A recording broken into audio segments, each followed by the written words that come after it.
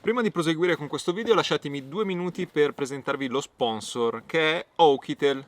Qui abbiamo il VP210, nuovissimo rugged smartphone di Oukitel. Adesso andiamo ad aprire la scatola e vediamo come si presenta. Comunque smartphone IP68, in quanto rugged smartphone resistente alle cadute, all'immersione, agli schizzi, alla polvere, a temperature estreme.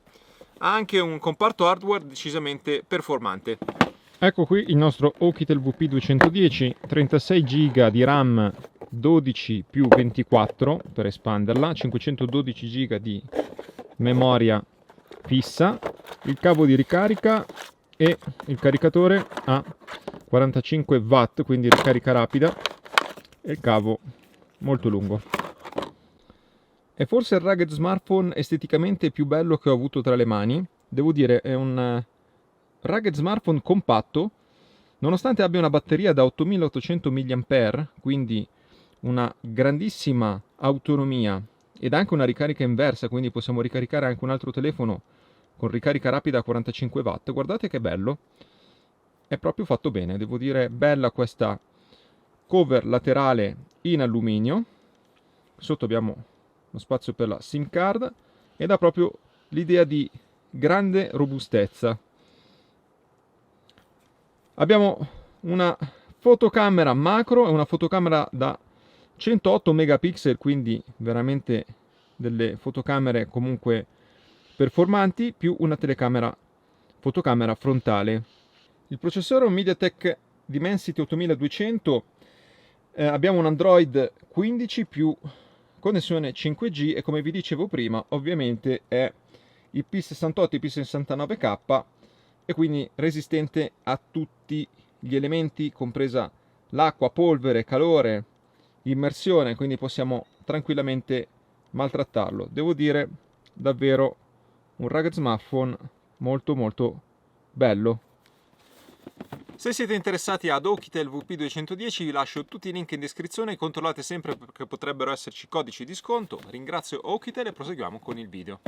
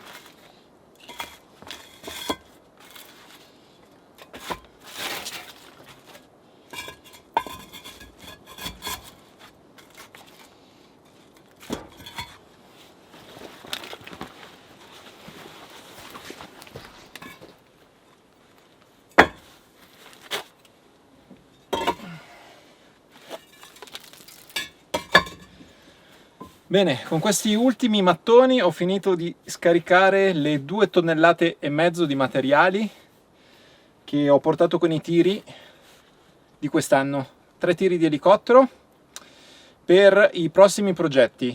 Di uno ve ne avevo già parlato, il progetto della sauna, che piano piano inizierò a costruire molto tranquillamente, a tempo perso. Sarà una sauna autocostruita, quindi non è un prodotto già prefabbricato da assemblare.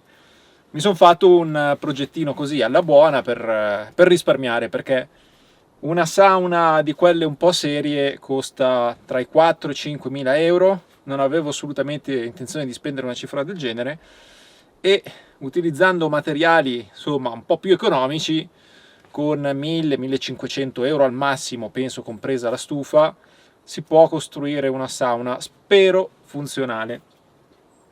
Tutti i mattoni, i sacchi di malta invece serviranno per la costruzione di un piccolo bagno interno, che sarà, diciamo, l'ultimo progetto di questa baita, l'ultimo progetto di muratura. Poi qui sono a posto, ci saranno dettagli, rifiniture, finestre, porte, tante altre piccole cose. Sicuramente non si finisce mai, però a livello di lavori, di muratura sarà l'ultimo. Poi ne ho approfittato per portare su anche delle lamiere con le quali l'anno prossimo inizierò a sistemare lo stanzino laterale della baita dietro. Quindi un progetto abbastanza modesto, non si tratta di sistemare tutta la baita grande perché sarebbe un lavoro veramente dispendioso, si tratterebbe di tirar fuori troppi soldi. Nel frattempo, insomma, mi divertirò a completare questi progetti che comunque saranno soddisfacenti.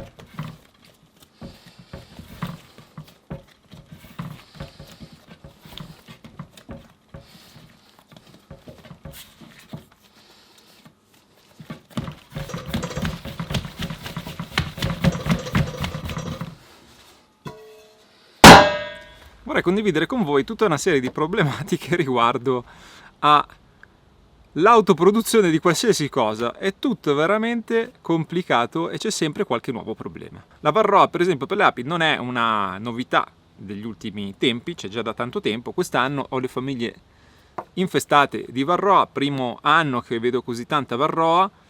Sto facendo i trattamenti, quindi adesso la Varroa sta cadendo e vedo vassoi pieni.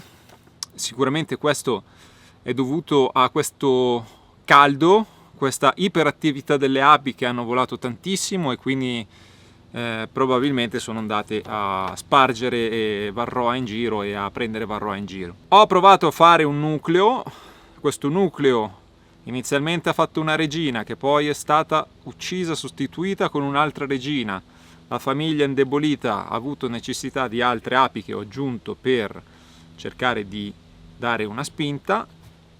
Vado a vedere adesso famiglia estinta e quindi anche quest'anno mi trovo con un quantitativo di famiglie pari all'anno scorso e questo non va bene perché io voglio affrontare l'inverno con almeno una o due famiglie, nuclei in più, perché l'inverno normalmente c'è sempre una percentuale di perdite.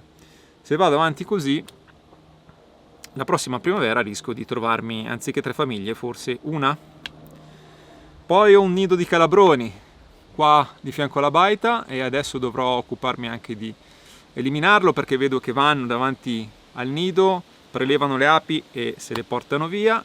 Non sembrerebbe vespa velutina perché sembrerebbe il classico nostro calabrone. E poi un altro problema che sta diventando sempre più importante è quello della popiglia. La popiglia c'è un po' ovunque ormai, è un problema noto, è arrivata anche qui sul mio alpeggio, la trovo proprio sulle piante da frutto, la vedo ed è un gran danno perché divora le foglie, praticamente le scheletrisce, lascia solo la struttura e mangia tutta la ciccia che c'è sulle foglie, tutta la materia vegetale e quindi la fase vegetativa della pianta viene compromessa, compromettendo quindi la crescita della pianta e gli eventuali frutti.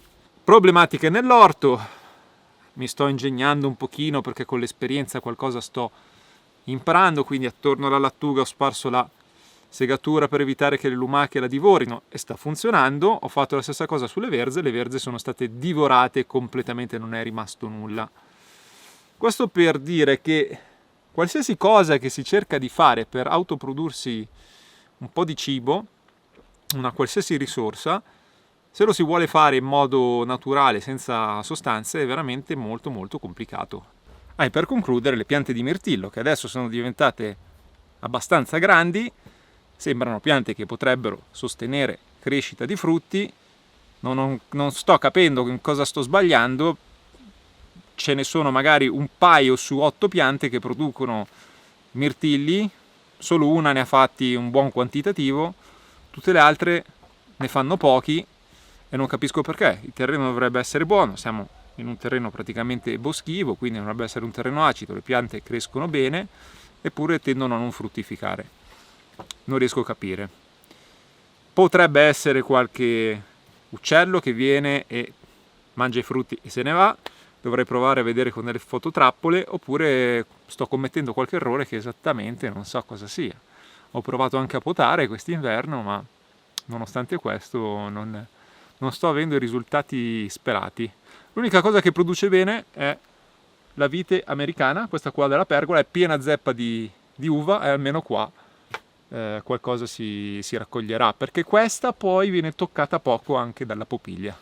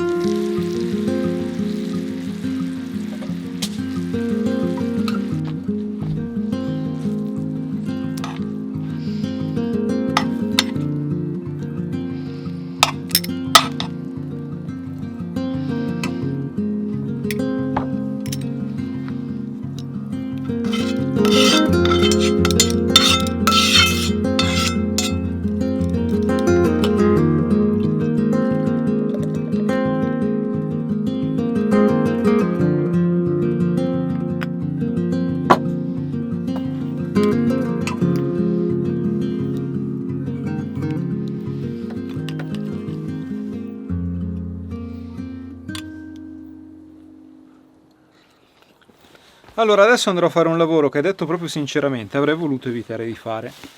Ho un nido di calabroni che mi sta facendo dei grossi danni alle arnie. Li vedo, arrivano davanti all'arnia, prelevano le api, se le portano via, le decapitano e le portano al nido.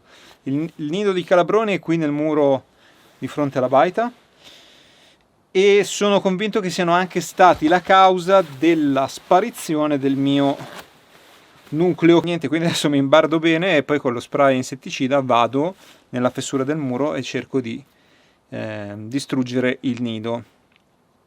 Questa cosa mi mette un po' d'ansia perché il calabrone non è un'ape, può continuare a pungere all'infinito. Utilizzerò uno spray che in teoria è ad azione immediata e quindi dovrebbe sterminarli istantaneamente. Spero davvero che sia così. Questo è un buon orario, siamo all'imbrunire. I calabroni dovrebbero essere nel nido quasi tutti.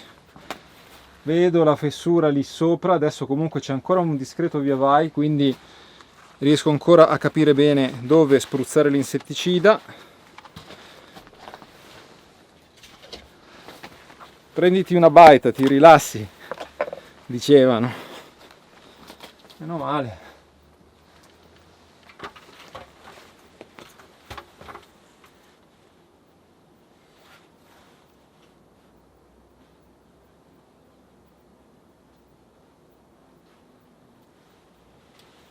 Eccolo lì.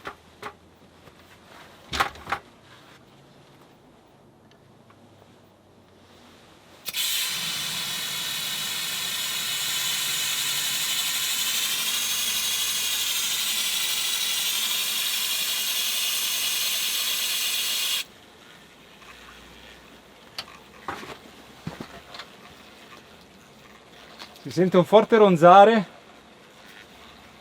ho ancora un po' di veleno.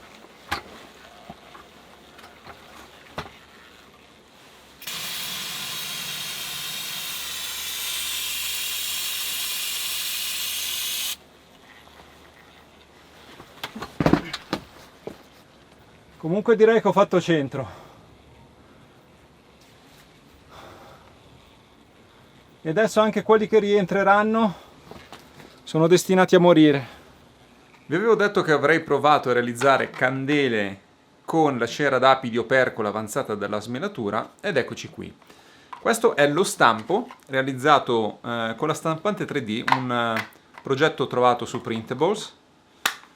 vedete sono 4 parti, e praticamente noi in modo molto semplice andiamo ad applicare lo stoppino della candela della giusta misura all'interno, lo chiudiamo, poi vado a chiudere con del nastro di carta per evitare che fuoriesca la cera fusa. Questi qui sono gli stoppini, vediamo sono 100 stoppini, possiamo fare 100 candele, costano niente, li ho trovati su Amazon. Sto sciogliendo la cera a bagnomaria, adesso vado a fare la colata all'interno e poi vediamo il risultato, se effettivamente è gradevole o no.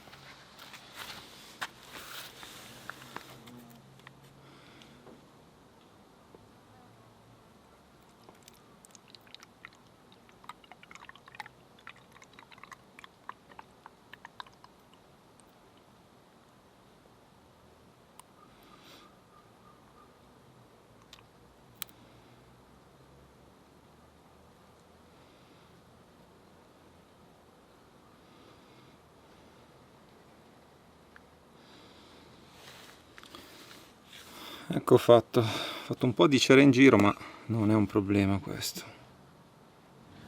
Ecco qui il risultato, il nostro guffetto. Ovviamente va messo in freezer per far sì che si possa estrarre facilmente, perché per esempio io prima ho avuto un po' di fretta, l'ho provato ad estrarre quando non era ancora bello ghiacciato e ho fatto fatica, si stava rovinando, però non è un problema, se lo roviniamo buttiamo dentro un po' di cera e si riforma la forma originale. Si può dare, se uno vuole essere preciso, magari una levigatina con un po' di carta abrasiva, per me va benissimo così. E adesso ne faccio qualcun altro.